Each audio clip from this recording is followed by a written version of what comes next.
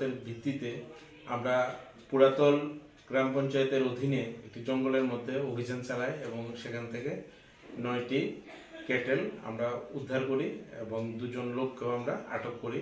পরবর্তী সময়ে specific case registered হয় এবং এখন তা আদালতে ফরওয়ার্ড করা হয়। তাদের নাম কি দুইজন?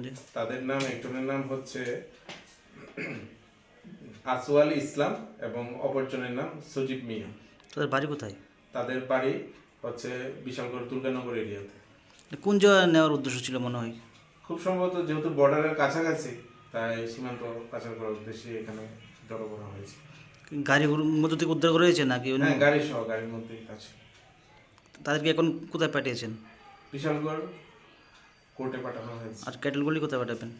ক্যাটেলগুলি গোশালাতে আমরা প্রেয়ার করেছি ম্যাজিস্ট্রেটের কাছে, তা পাঠিয়ে যাওয়ার জন্য সিক কাস্টডি।